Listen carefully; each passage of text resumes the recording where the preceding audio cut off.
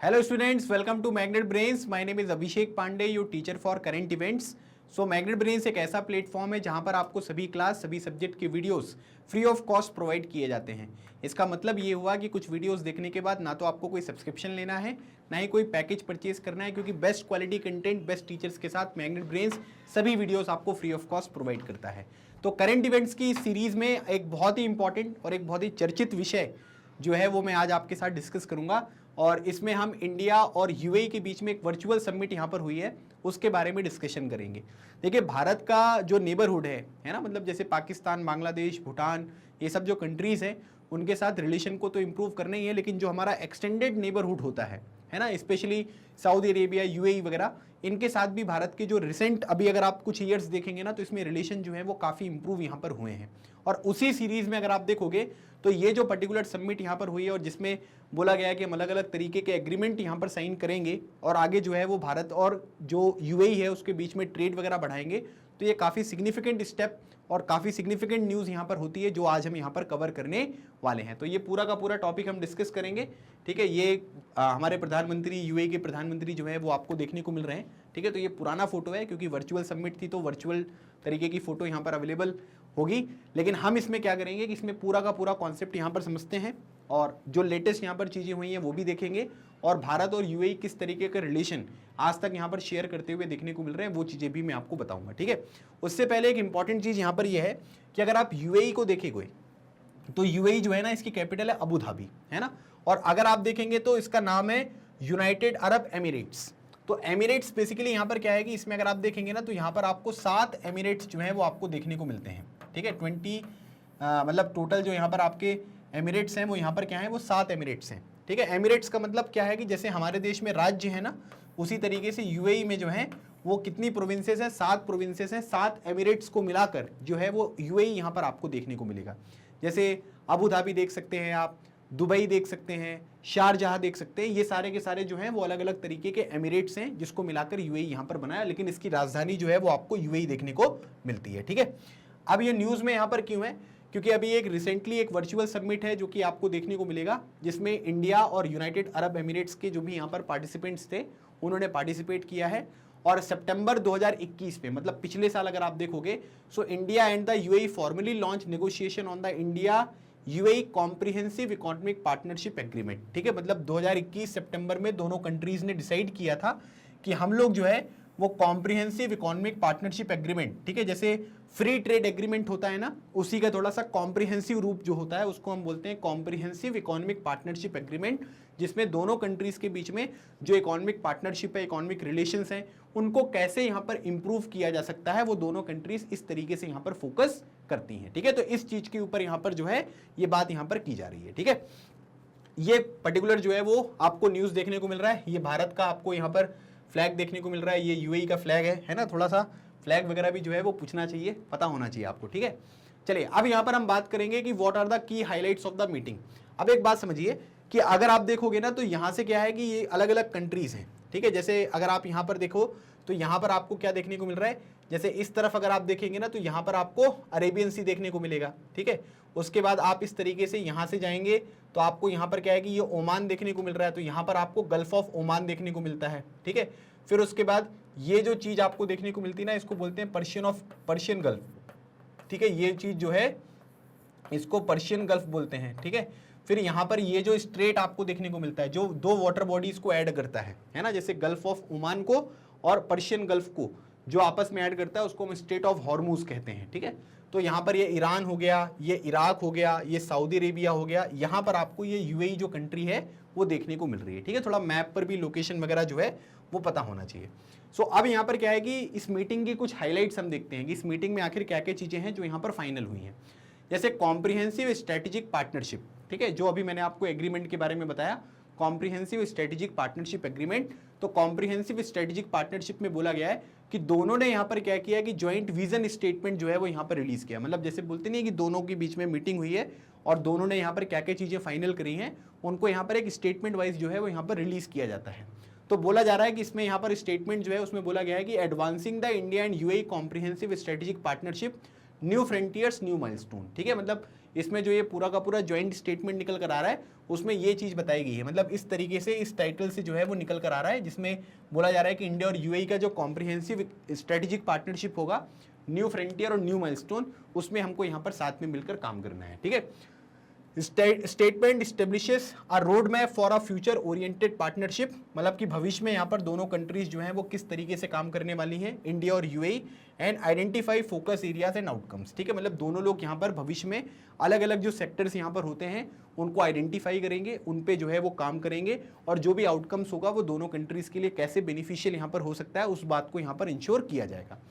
The shared objective is to promote new trade, investment and innovation dynamics in the diverse sector। मतलब इसमें कोई एक दो sector की बात नहीं हो रही है, काफ़ी सारे सेक्टर्स के ऊपर जो है वो फोकस यहाँ पर किया जाएगा, और इसमें कोशिश यहाँ पर ये किया जाएगा कि हम जो है ना वो ट्रेड को यहाँ पर बढ़ाएं। देखिए भारत और यूएई के बीच में ना दोनों में बहुत पोटेंशियल है, लेकिन अगर आज के टाइम पीरियड पर अगर आप देखेंगे तो बहुत कम दोनों के बीच में ट्रेड होता है। हम बहुत ज़्यादा ट्रेड जो है वो यूएई के साथ करते हैं, लेकिन जितना पोटेंशियल यहाँ पर है यूएई के साथ भारत के ट्रेड को लेकर वो अभी हम यहाँ पर फुलफिल नहीं कर पा रहे हैं। तो हमने टारगेट भी किया है कि अगले 5 सालों में जो है वो हम इस वैल्यू को भी यहाँ पर इंक्रीज करेंगे। तो उन्होंने बोला है कि ट्रेड वगैरह के ऊपर हम फोकस करेंगे, इन्वेस्टमेंट जो यहाँ पर होती है, जैसे फॉरेन डायरेक्ट इन्वेस्टमेंट होती है ना, कि यूएई वगैरह वाले जो लोग हैं वो भारत में इन्वेस्ट करें, भारत के लोग यूएई में यहाँ पर इन्वेस्ट करें, इनोवेशन वगैरह के ऊपर काम करना है, थोड़ा सा रिसर्च एंड डेवलपमेंट के ऊपर फोकस करना है, इन सब चीज़ों के ऊपर जो है ये कॉम्प्रिहेंसिव स्ट्रेटेजिक पार्टनरशिप के बारे में बात की गई है। ठीक है, तो ये चीज़ आपको ध्यान रखना है। फिर उसके बाद अगला सेक्टर अगर हम देखेंगे तो डिफेंस एंड सिक्योरिटी के ऊपर फोकस किया गया है, कि हम लोगों ने यहाँ पर बात किया कि हम लोग मैरीटाइम जो कॉपरेशन है उसके ऊपर फोकस करेंगे। आप लोगों ने मैप में ऑलरेडी यहाँ पर देखा है ना कि यहाँ पर यूएई है, तो मैरीटाइम, क्योंकि भारत के बहुत सारा जो ऑयल वगैरह होता है वो सब चीज़ें कहाँ से आती है, ईरान, सऊदी अरेबिया, इन सब जगह से आपको देखने को मिलेगा। यूएई से भी काफ़ी सारी चीज़ें आपको देखने को मिलेंगी। तो यहाँ पर क्या होता है कि मैरीटाइम सिक्योरिटी जो है वो बहुत इंपॉर्टेंट है। कई बार आपने देखा होगा कि ये पर्शियन गल्फ वगैरह में क्या होता है कि ईरान और सऊदी अरेबिया की दुश्मनी के चक्कर पे जो भी ऑयल टैंकर्स वगैरह होते हैं उनके ऊपर अटैक वगैरह भी आपको देखने को मिलता रहता है। ठीक है, तो यहाँ पर क्या बोला गया कि डिफेंस एंड सिक्योरिटी में मैरीटाइम कॉपरेशन को बढ़ाना है, contributing to maintenance of peace and security in the region. ठीक है, तो मैरीटाइम सिक्योरिटी के ऊपर अगर हम फोकस यहाँ पर करेंगे तो ऑब्वियसली यहाँ पर क्या होगा, पीस और सिक्योरिटी जो है वो आपको देखने को मिलेगा। फिर उसके बाद यहाँ पर यह भी बोला गया है कि दोनों कंट्रीज जो है उन्होंने रीअफर्म किया है ना, कि नहीं भाई साहब हम लोग यहाँ पर जो एक्सट्रीमिज्म है और जो टेररिज्म है उसके खिलाफ यहाँ पर जो है वो काम करेंगे। मतलब यहाँ पर क्या है कि zero tolerance policy against terrorism and extremism. ठीक है, इंक्लूडिंग क्रॉस बॉर्डर टेररिज्म। मतलब इसमें क्या होता है कि एक कंट्री दूसरी कंट्री के ऊपर जो टारगेट यहाँ पर करती है, in all forms at both regional and international level, जहाँ पर भी दोनों कंट्रीज यहाँ पर मिलकर बैठेंगी वो हमेशा इस बात को फोकस करेंगी कि भाई जो टेररिज्म वगैरह है उसके लिए हमारी जीरो टॉलरेंस पॉलिसी यहाँ पर होगी, चाहे वो रीजनल लेवल पर हो चाहे वो इंटरनेशनल लेवल पर हो। ठीक है, फिर उसके बाद ये तो मैंने आपको डिफेंस एंड सिक्योरिटी के बारे में बताया कि दोनों जगह पर क्या बात हुई है। ठीक है, ज्वाइंट स्टेटमेंट में क्या क्या चीजें निकलकर सामने आई हैं। क्लाइमेट एक्शन एंड रिन्यूएबल्स के बारे में अगर हम बात करेंगे तो दोनों कंट्रीज ने यहाँ पर जो है वो सपोर्ट किया है कि हम लोग क्या करेंगे, जो भी क्लीन एनर्जी मिशन है ना, जैसे ये अभी तक क्या हो रहा था, पेट्रोलियम वगैरह के ऊपर हम फोकस कर रहे थे, है ना, हम लोग अब सोलर एनर्जी हो गया, हमारा जियो थर्मल एनर्जी वगैरह है, इन सब चीज़ों के ऊपर फोकस कर रहे हैं। तो क्लीन एनर्जी जो भी मिशंस हैं, ठीक है, उनके ऊपर हम ध्यान देंगे और इस्टेब्लिश करेंगे ज्वाइंट हाइड्रोजन टास्क फोर्स। ठीक है, हाइड्रोजन टास्क फोर्स बेसिकली यहाँ पर क्या होगा कि जो ग्रीन हाइड्रोजन होती है ना, जैसे ग्रीन हाइड्रोजन में क्या करेंगे कि हम लोग हाइड्रोजन को जो है वो प्रोड्यूस करेंगे। अभी तक क्या होता था कि हाइड्रोजन को प्रोड्यूस किया जाता था जो भी अलग अलग तरीके के पावर प्लांट्स वगैरह होते थे, तो वहाँ पर वही पेट्रोल वगैरह का, कोल वगैरह का यूज़ करके हाइड्रोजन प्रोड्यूस होता था। ग्रीन हाइड्रोजन में ऐसा नहीं होगा। ग्रीन हाइड्रोजन में क्या होगा कि हम जो रिन्यूएबल सोर्स ऑफ एनर्जी हैं, जैसे विंड एनर्जी हो गया, सोलर एनर्जी वगैरह हो गया, उसकी मदद से हम क्या करेंगे कि जो वाटर होता है ना, जैसे H2O होता है, अब उसमें यहाँ पर हम रिएक्शन करवा के जो हाइड्रोजन है उसको यहाँ पर रिलीज करेंगे और उसको स्टोर करेंगे।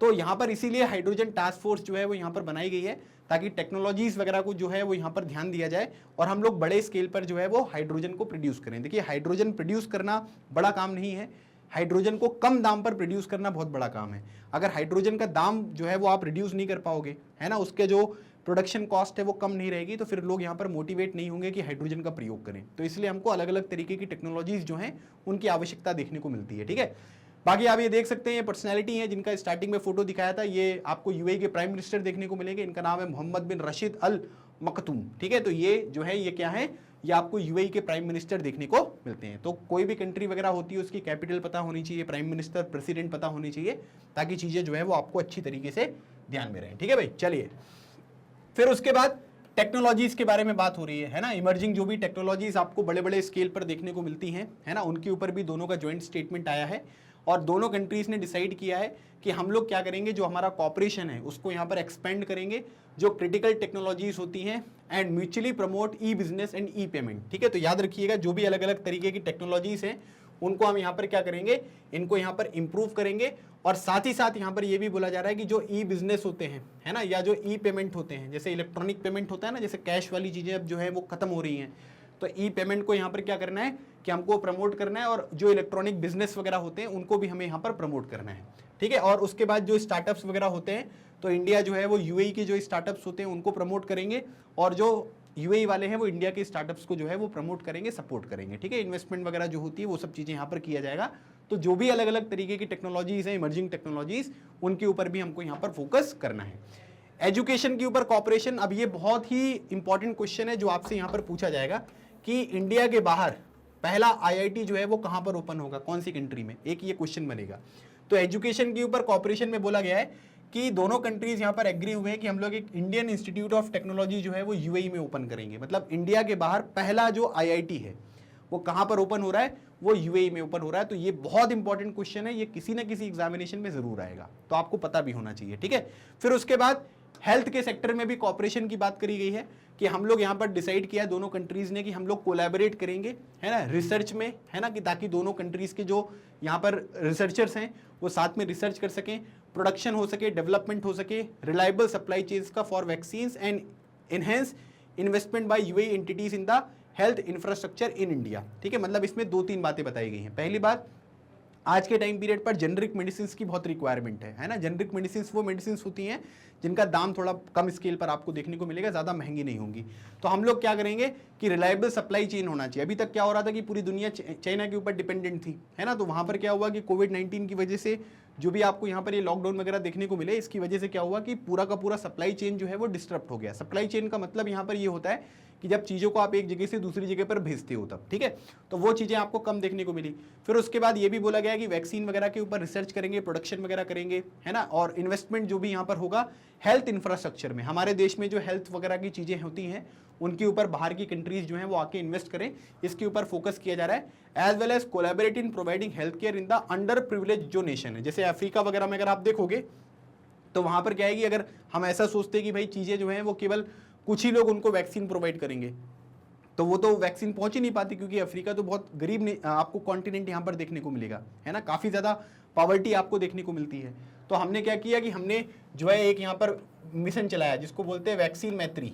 ठीक है, तो वैक्सीन मैत्री के तहत हमने यहाँ पर क्या किया कि हमने डिसाइड किया कि जो गरीब कंट्रीज वगैरह हैं उनको भी हम यहाँ पर क्या करेंगे, जो कोरोना की वैक्सीन वगैरह है वो यहाँ पर प्रोवाइड किया जाएगा। तो अब यहाँ पर क्या है कि यूएई ने भी यहाँ पर इंडिया का साथ देने के लिए बोला है कि हम लोग अंडर प्रिविलेज जो यहाँ पर नेशन होते हैं उनको यहाँ पर मदद करेंगे। तो ये चीज़ें आपको देखने को मिल रही हैं। ठीक है, फूड सिक्योरिटी के बारे में यहाँ पर बात करी गई है कि हमें क्या करना है कि जो रेजिलियंस है और जो रिलायबिलिटी है फूड सप्लाई चेन्स को, उसको थोड़ा सा यहाँ पर इन्हेंस करना है ना। मतलब ऐसा नहीं होना चाहिए कि भाई यहाँ पर कोई क्लाइमेट वगैरह में कोई दिक्कत यहाँ पर आ गई तो लोगों को खाने पीने की यहाँ पर कमी हो रही है ना, या फिर आप कह सकते हैं कि जो सप्लाई चेन वगैरह होता है उसमें कोई डिसरप्शन आ गया जिसकी वजह से किसी देश में यहाँ पर कमी देखने को मिल रही है, तो ऐसा नहीं होना चाहिए। तो इन दोनों चीज़ों के ऊपर हमको यहाँ पर फोकस करना पड़ेगा। ठीक है, अब यहाँ पर ये बोला जा रहा है कि इसमें यहाँ पर ये भी डिसाइड किया गया कि हम लोग क्या करेंगे, एक्सपेंड करेंगे अपना कॉपरेशन। ठीक है, जो भी यहाँ पर ये बायलैटरल फूड और एग्रीकल्चर ट्रेड वगैरह होता है उसको हम लोग यहाँ पर क्या करने वाले हैं, वो चीज़ें जो है वो यहाँ पर इंप्रूव करेंगे,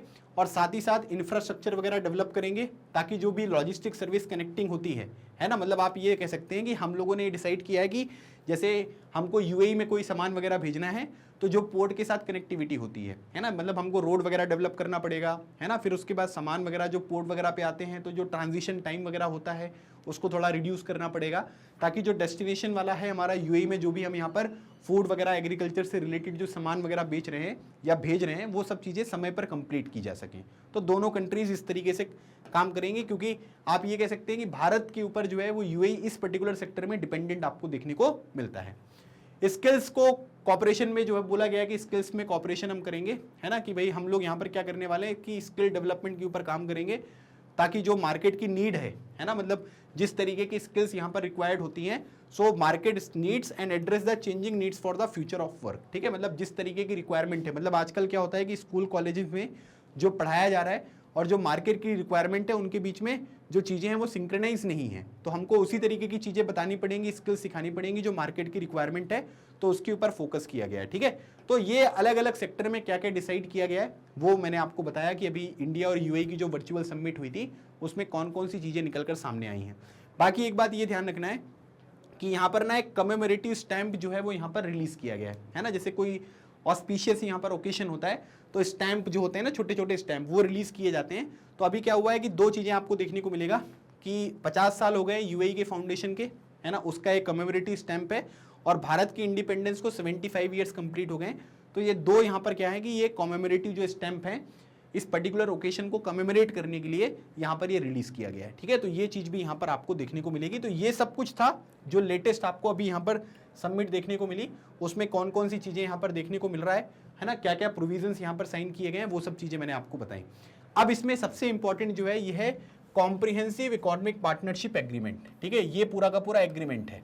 ठीक है, इसमें बोला गया है कि ये in a significant development the two side in the CEPA to further boost trade and investment ties, मतलब अपने जो ट्रेड होते हैं और जो भी यहाँ पर आपका इन्वेस्टमेंट वगैरह होता है इसको थोड़ा और अच्छा करने के लिए दोनों जो कंट्रीज हैं उन्होंने कॉम्प्रिहेंसिव इकोनॉमिक पार्टनरशिप जो एग्रीमेंट है वो यहाँ पर क्या किया है कि उसको यहाँ पर साइन किया है।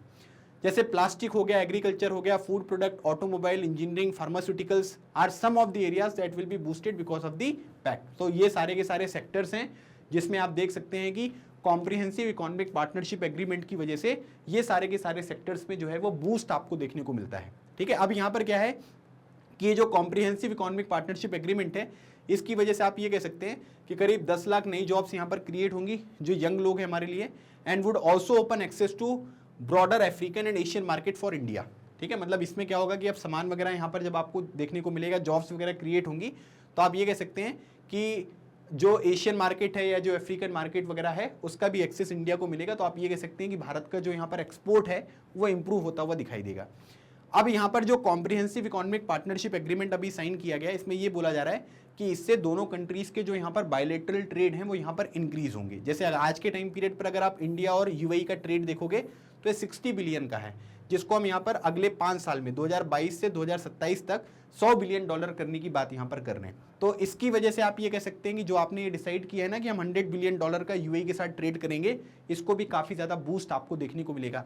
तो अब क्वेश्चन ये आ रहा होगा कि सर इस पर्टिकुलर एग्रीमेंट में ऐसा क्या है ना, मतलब ऐसी कौन सी चीज़ है जिसकी वजह से हम लोग इतना श्योर हैं कि भाई इस तरीके से पूरी चीज़ें जो है वो यहाँ पर इंक्रीज होती हुई दिखाई देंगी, है ना। तो इसको समझ लेते हैं।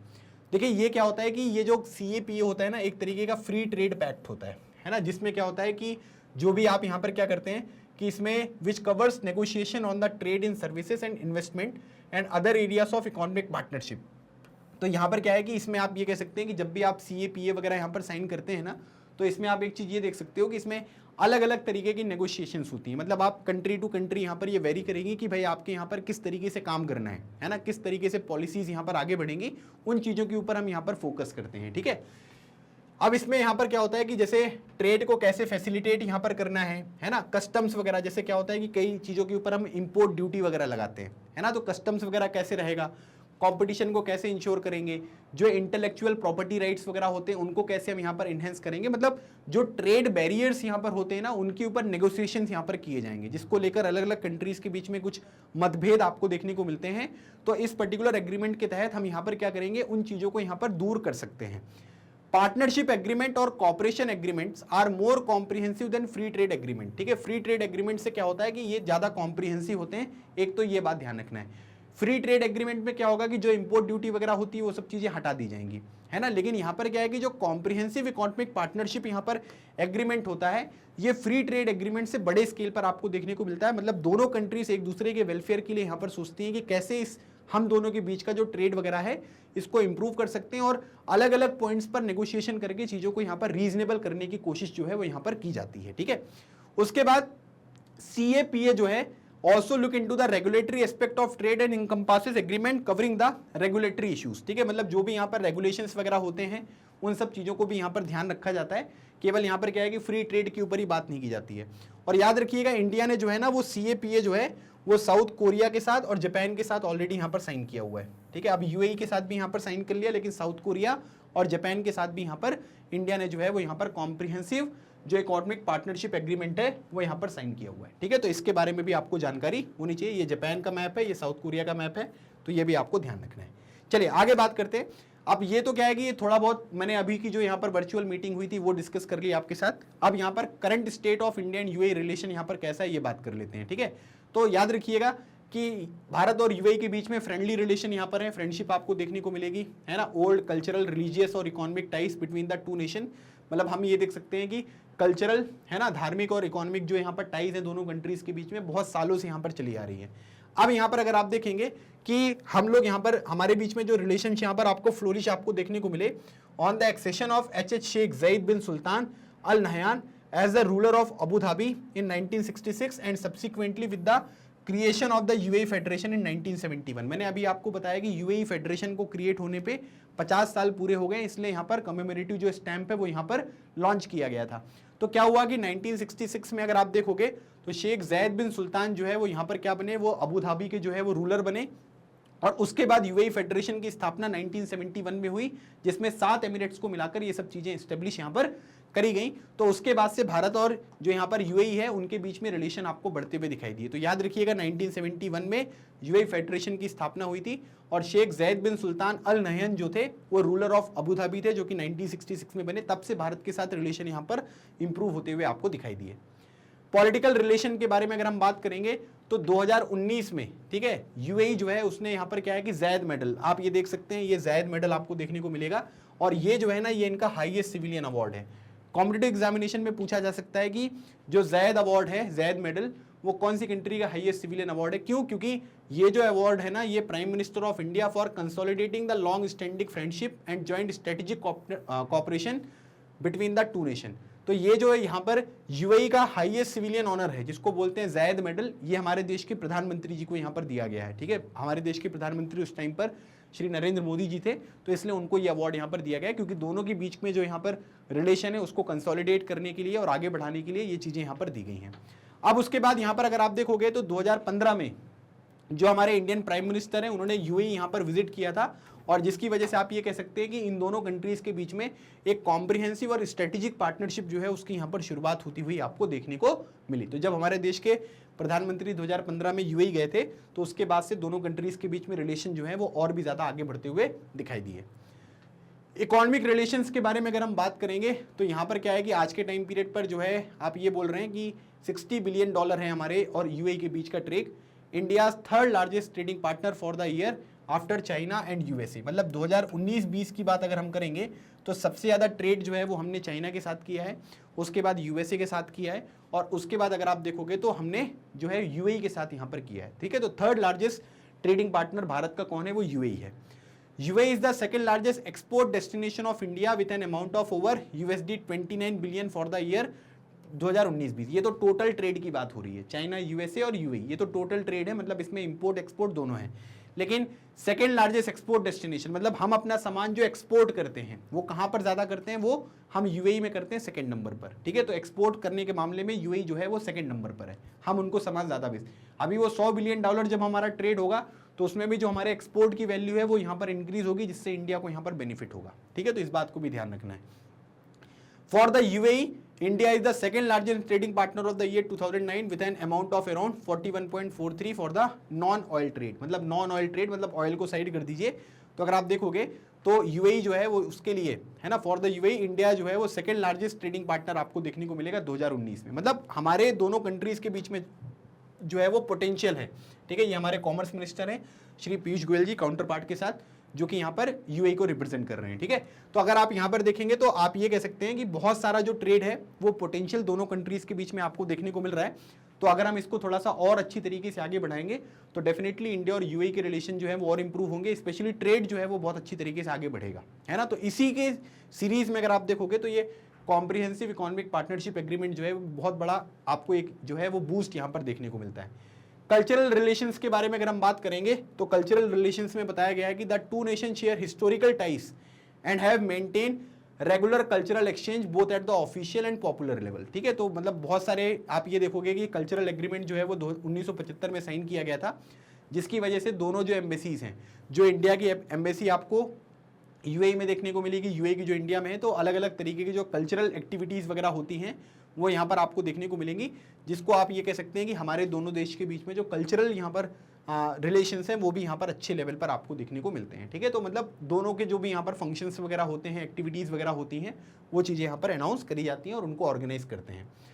फिर इंडियन कम्युनिटी के बारे में देखोगे अगर आप, UAE is home to the Indian expatriate community of more than 2.6 million. इसका मतलब ये हुआ कि भारत के करीब 2.6 मिलियन लोग, मतलब 26 लाख लोग जो हैं वो आपको यूएई में रहते हुए देखने को मिलेंगे। The largest expatriate community in the UAE which has played a major role in the economic development of the UAE. ठीक है, मतलब आप ये कह सकते हैं कि करीब 26 लाख लोग जो हैं भारत के वो यूएई में रहते हैं और यूएई के इकोनॉमिक डेवलपमेंट में जो है वो यहाँ पर मदद करते हैं। ठीक है, तो बहुत सारे लोग जो हैं वो इंडियंस यूएई में रहते हुए दिखाई दे रहे हैं। Recently India has asked the members of the Gulf Cooperation Council, ठीक है जीसीसी, आपको मुझे ये बताना है कि गल्फ कॉपरेशन काउंसिल जो है इसका हेडक्वार्टर कहाँ पर है, इसका आंसर आप मुझे जो है वो कमेंट सेक्शन में दीजिएगा। ठीक है, तो गल्फ कॉपरेशन काउंसिल जो है which also include UAE to facilitate the return of Indians who want to resume work with the relaxing of COVID-19 related restrictions। ठीक है, तो अब यहाँ पर क्या है कि आप ये कह सकते हैं कि जो भी इंडियंस हैं जो पहले कोविड-19 की वजह से अपने देश में यहाँ पर वापस आना पड़ गया, तो अब उनको यहाँ पर वापस वगैरह जाना है ताकि रिलैक्सेशन वगैरह थोड़ा आप रिस्ट्रिक्शंस वगैरह जो लगाई हुई है कोविड-19 की वजह से उनको इंप्रूव करिए, ताकि यूएई वगैरह की जो इकॉनमी वगैरह है उसको भी थोड़ा सा यहाँ पर बेनिफिट हो और लोग अपने काम में जो है वो वापस आ सके, क्योंकि करीब 26 लाख लोग जो है वो यूएई में यहाँ पर रह रहे थे। तो ये पुराना जो आपका रिलेशन है इंडिया और यहाँ पर यूएई का है ना, कि भाई आज तक हमारे दोनों कंट्रीज़ के बीच में रिलेशन कैसे रहे वो भी मैंने आपको बता दिया। और जो अभी यहाँ पर आपने देखा कि जो वर्चुअल समिट में चीज़ें यहाँ पर फाइनल हुई हैं वो चीज़ें भी मैंने आपके साथ डिस्कस कर दी हैं। ठीक है, तो ओवरऑल मैंने कंप्लीट जो है करंट इवेंट वाला भी चीज़ आपके साथ डिस्कस कर लिया है, और जो बैकग्राउंड इन्फॉर्मेशन है मतलब कि इंडिया और यूएई के रिलेशन कैसे थे, किस तरीके से हैं, वो चीज़ें भी मैंने आपको बता दी हैं। तो अगर आपने इस पूरे के पूरे सेशन को अच्छे से देखा होगा तो आप इस क्वेश्चन को बहुत अच्छे से आंसर कर पाएंगे। आपको 2 स्टेटमेंट दिए गए और आपको ये बताना है कि कौन सा स्टेटमेंट करेक्ट है। पहली बात, comprehensive economic partnership agreement are more comprehensive than free trade agreement, एक तो ये स्टेटमेंट है। दूसरी बात, CAPA also look into the regulatory aspect of trade and encompasses an agreement covering the regulatory issue. मतलब इसमें क्या होता है कि CAPA में जो है रेगुलेटरी इश्यूज को भी यहाँ पर जो है वो देखा जाता है। तो वही चीज़ जो है ये मैंने अभी आपके साथ यहाँ पर डिस्कस करी थी। अगर आप देखोगे तो यहाँ पर ये पॉइंट मैंने जो है वो आपके साथ डिस्कस किया। ठीक है, तो ये सेकंड पॉइंट और थर्ड पॉइंट ये दोनों जो है वही लिखे हुए हैं। तो इसका मतलब यहाँ पर ये हुआ कि अगर आप देखेंगे तो ये स्टेटमेंट भी सही है और ये स्टेटमेंट भी सही है। ठीक है, तो इसका राइट आंसर क्या हो गया, option number C. Option number C is the right answer. ठीक है, समझ में आ गया। तो मैंने आपसे कुछ क्वेश्चंस यहाँ पर पूछे हैं, जैसे गल्फ कॉपरेशन काउंसिल जो है उसका हेडक्वार्टर कहाँ पर है, इसका आंसर आप मुझे बताइएगा। ठीक है, और आपको ये सेशन कैसा लगा इसके बारे में भी आप फीडबैक देखिएगा कि भारत और यूएई के बीच में जो रिलेशन है आपको क्या लगता है कि ये कैसा रिलेशन है और कैसे हम अपने ट्रेड को जो है वो और भी ज़्यादा यहाँ पर इंप्रूव कर सकते हैं। ठीक है, बाकी जो हिंदी मीडियम के स्टूडेंट्स हैं उनके लिए magnet brains Hindi YouTube channel जो है वो स्टार्ट किया गया है, तो आप लोग इसको ज़रूर सब्सक्राइब करें, अपने दोस्तों के साथ शेयर करें, क्योंकि यहाँ पर सभी कंटेंट जो है वो आपको हिंदी माध्यम में प्रोवाइड किया जाएगा। और मैग्नेट ब्रेन्स पर जो केजी से लेकर क्लास 12 तक की क्लासेस होती हैं वो 100% आपको फ्री प्रोवाइड की जाती हैं। और आप सभी की सुविधा के लिए मैग्नेट ब्रेन्स की ऑफिशियल वेबसाइट और ऐप पर सभी क्लास सभी सब्जेक्ट की वीडियोस को एक अरेंज फॉर्मेट में प्रोवाइड किया गया है, तो आज ही उसको विजिट करके अपनी प्रिपरेशन को ज़रूर स्टार्ट करें। बाकी अगर आपको वीडियो अच्छा लगा है तो वीडियो को लाइक करने में जो है ठीक है बिल्कुल पीछे ना रहें, और चैनल को सब्सक्राइब कर लें, और इस पर्टिकुलर सेशन को अपने दोस्तों के साथ, फ्रेंड्स के साथ, अपने अलग अलग व्हाट्सएप ग्रुप में जरूर शेयर करें, क्योंकि एक बहुत इंपॉर्टेंट अचीवमेंट है जो भारत ने यूएई के साथ यहाँ पर अचीव करी है। ठीक है, तो अगले टॉपिक में एक नए सेशन में मैं आपको कुछ और नई चीज़ यहाँ पर सिखाऊंगा और एक नए टॉपिक को डिस्कस करेंगे। तो तब तक keep smiling and keep preparing, लगे रहो, एग्जाम क्लियर करो। थैंक यू सो मच, जय हिंद।